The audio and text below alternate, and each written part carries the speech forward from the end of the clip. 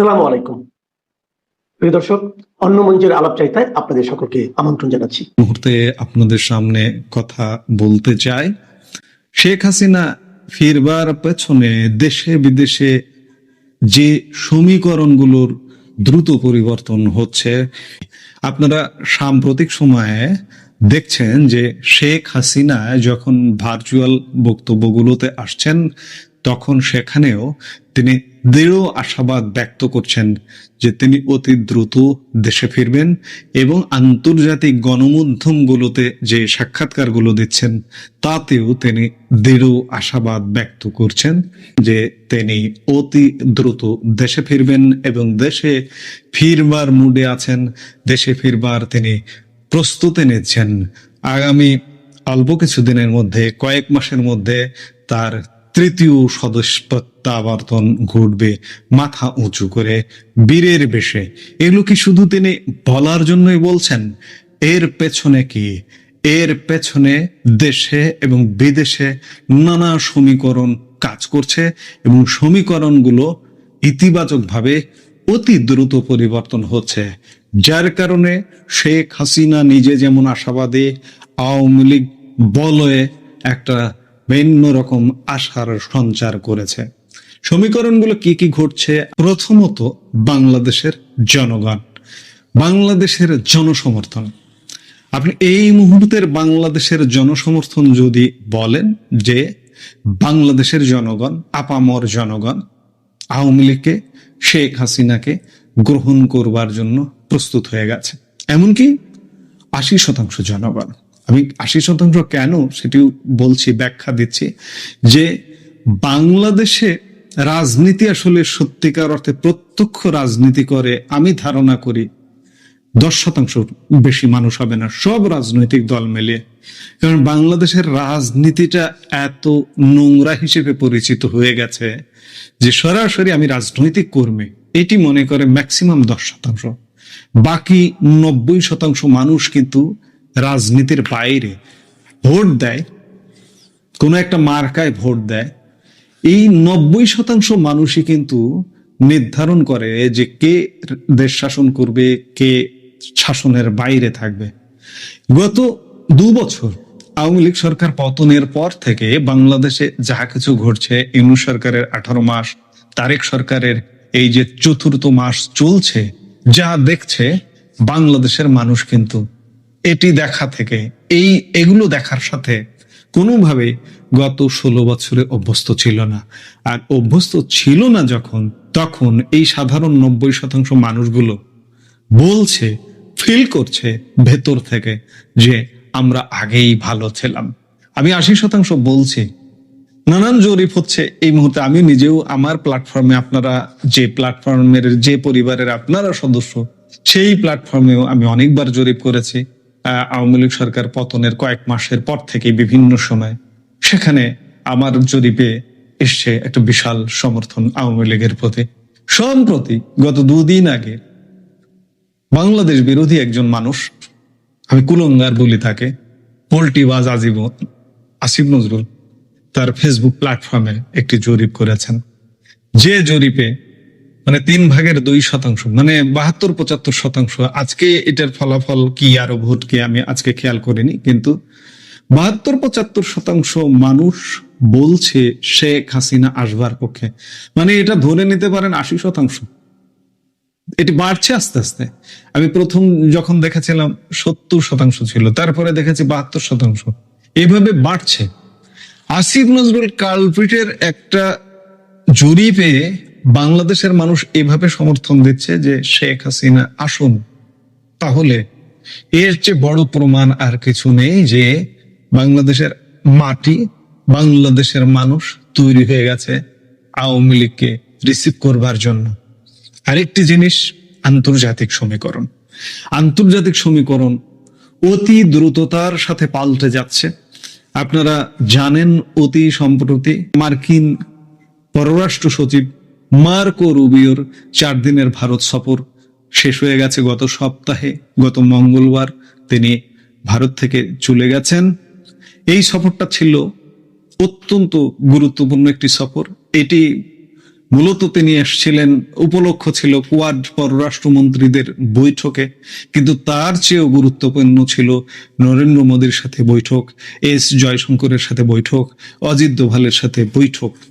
এই বৈঠকগুলোতে একটা জিনিস পরিষ্কার হয়ে গেছে যে ভারত এবং যুক্তরাষ্ট্র কাছাকাছি আসছে, এবং ভারত বাংলাদেশ, আমি প্রত্যেকটা কন্টেন্টে সবকিছুতে বলতেই থাকবো যে ভারতের উপরে নির্ভর করে বাংলাদেশ।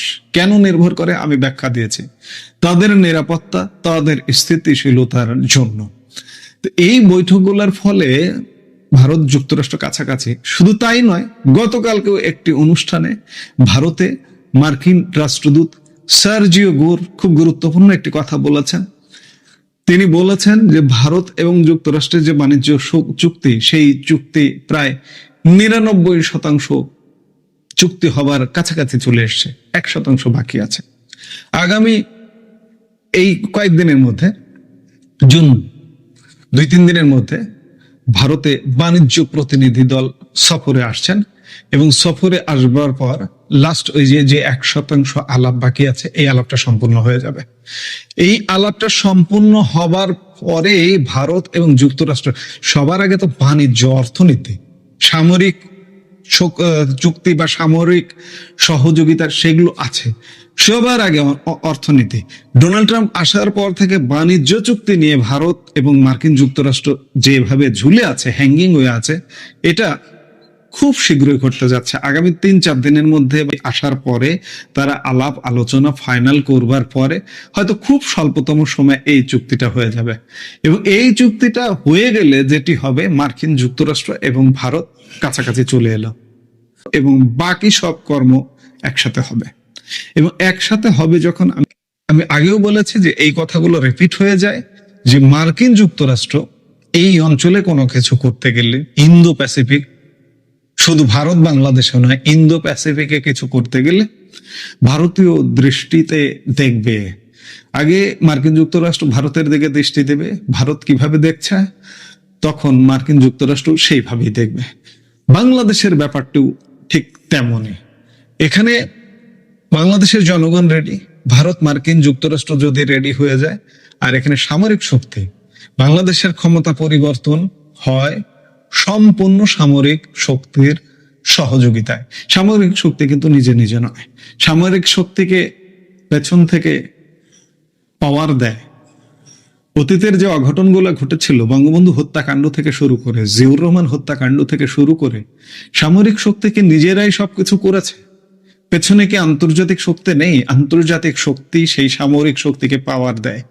সেই সামরিক শক্তিও কিন্তু ভারত যুক্তরাষ্ট্র যদি এক জায়গায় হয়ে যায়, সেই সামরিক শক্তি, আজকে গুলি, বন্দুকের গুলি একদিকে ঘুরে আছে, মুহূর্তে এই বন্দুকের গুলি আর একদিকে ঘুরে যাবে।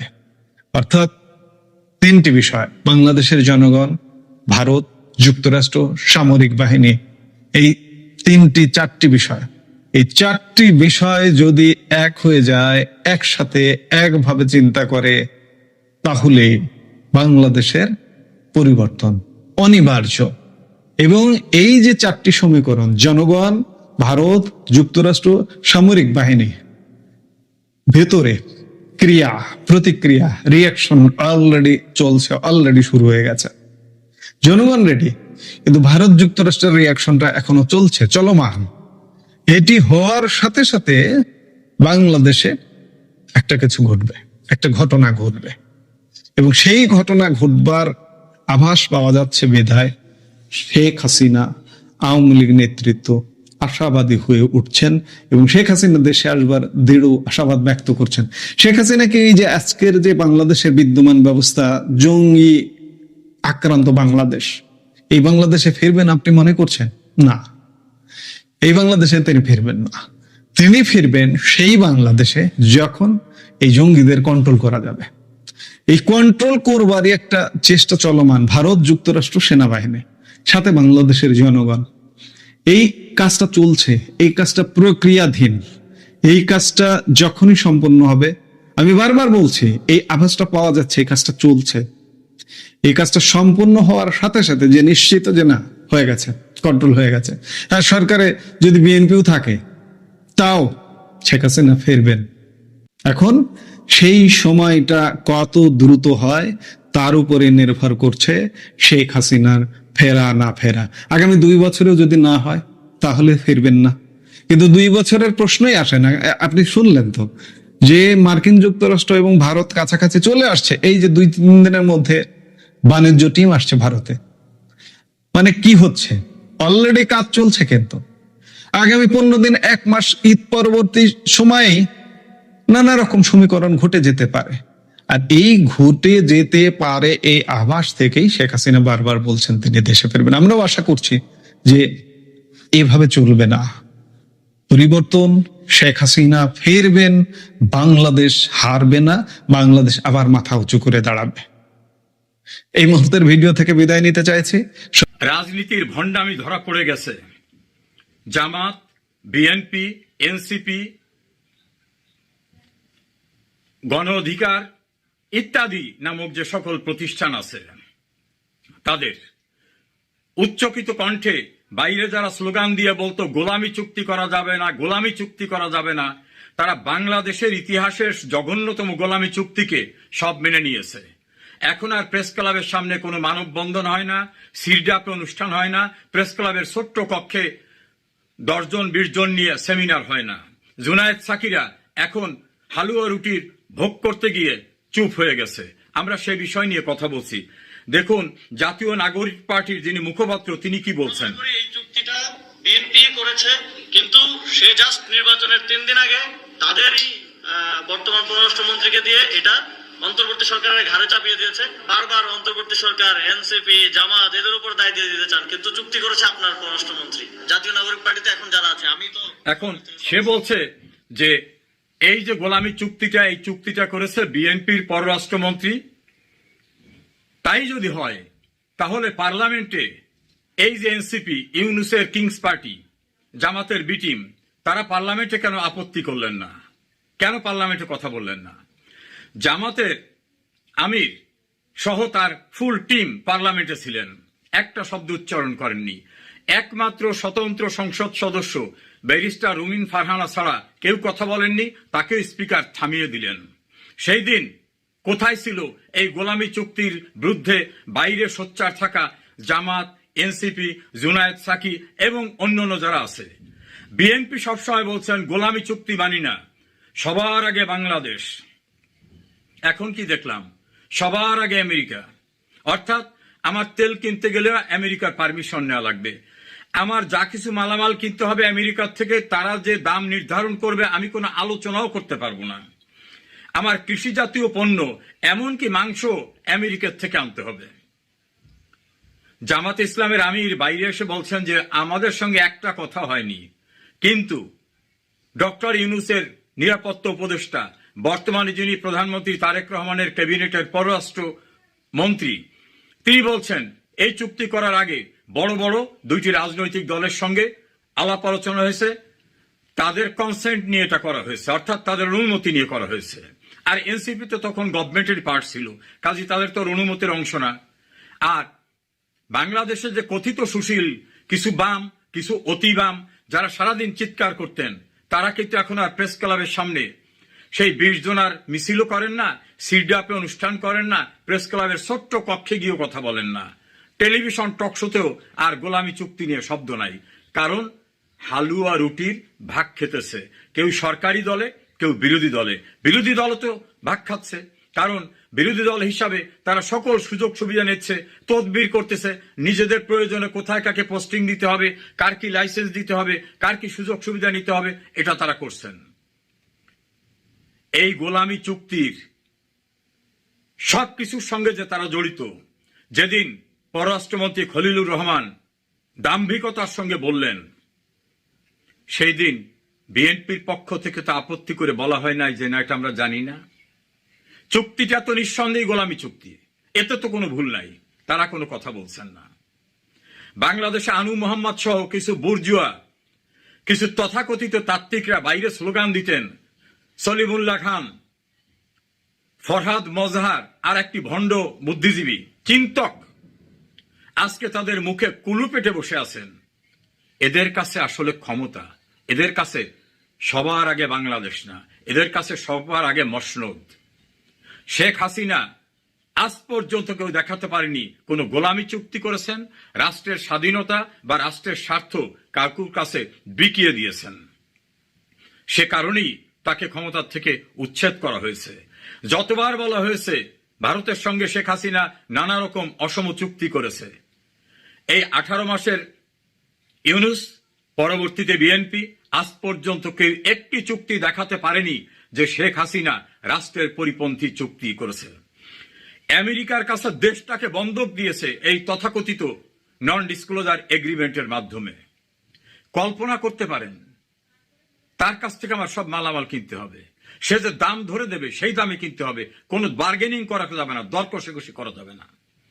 বিদেশ থেকে আমার প্রয়োজনে তেল কিনতে গেলেও তার অনুমতি নেওয়া লাগবে। তাহলে কি আমি তার অধীনস্থ একটি প্রভিন্স?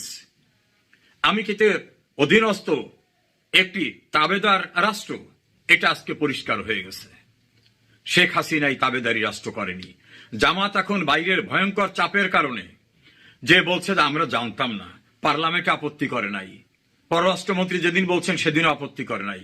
এনসিপির মুখপাত্র আসিফ মাহমুদ সজীব ভুইয়া, যিনি সরকারের সবচেয়ে বড় বড় মিনিস্ট্রির দায়িত্বে ছিলেন, তিনি এখন এসে বলছেন আমি জানতাম না। আর এক কয়েক ভণ্ড তারা বলছেন আমরা জানতাম না। আসিফ নজরুল বলে কিচেন ক্যাবিনেটের পার্ট আমি ছিলাম না। এই ভণ্ড ফরহাদ মজহরের বউ ফরিদ আক্তার, সে বলে আমি এতে আপত্তি করেছি, আমার আপত্তি শোনে নাই। ব্রিগেডিয়ার সাকাত বলছেন কিচেন ক্যাবিনেট এগুলো হতো আমি জানতাম না। তৎকালীন পররাষ্ট্র উপদেষ্টা প্রফেশনাল ডিপ্লোম্যাট তৌহিদ হোসেন বলছেন আমি 3 বার রিজাইন দেওয়ার চেষ্টা করেছি, আমাকে করতে দেয় নাই। আসলে কিচেন ক্যাবিনেট ছিল আমি জানি না। তাহলে কিচেন ক্যাবিনেটকে ডক্টর ইউনূসের গ্রামীণ ব্যাংক তার এনজিও, নাকি মূলত তিনি বিদেশি একটি রাষ্ট্রের প্রতিনিধি হয়ে বাংলাদেশের যে স্বার্থগুলো বিদেশ চেয়েছিল শেখ হাসিনা রাজি হয় নাই, সেই স্বার্থগুলো সিদ্ধি করার জন্য তাকে বসিয়েছিল সেই রাষ্ট্র? এখন জামাত, বিএনপি, জুনায়েদ সাকি, আনু মোহাম্মদ সহ অন্যান্য যারা এটা নিয়ে কথা বলতেন, তাদের মুখে কুলু পেটে কস্টেপ দিয়ে আটকিয়ে দিয়েছে, কোনো কথা নাই। আসলে তাদের কাছে সবার আগে বাংলাদেশ না, তাদের কাছে সবার আগে ক্ষমতা। কারণ এই বিএনপির এক নেতাই তো বলছিল, ডক্টর ইউনূস আপনার কি কাণ্ডজ্ঞান নাই, আপনি বিদেশি একজন ব্যক্তিকে নিরাপত্তা উপদেষ্টা করেছেন। সেই বিদেশি ব্যক্তিকে তারেক রহমানের ক্যাবিনেটের পররাষ্ট্রমন্ত্রী করা হয়েছে। কই কেউ তো বলছে না তারেক রহমান আপনার তো কাণ্ডজ্ঞান নাই, আপনি বিদেশি নাগরিককে কেন আজকে পররাষ্ট্রমন্ত্রী করেছেন? মূলত বাংলাদেশের রাজনীতির দেশপ্রেমিক ধারার নেতৃত্ব দেয় আওয়ামী লীগ, শেখ হাসিনা। আর ক্ষমতার জন্য সমস্ত স্বার্থ বিসর্জন দেওয়ার আর একটি পক্ষ, তারা সবাই মিলে এন্টি আওয়ামী লীগ পক্ষ। এটাই বাস্তবতা। ভণ্ডামির রাজনীতি পরিষ্কার হয়ে গেছে।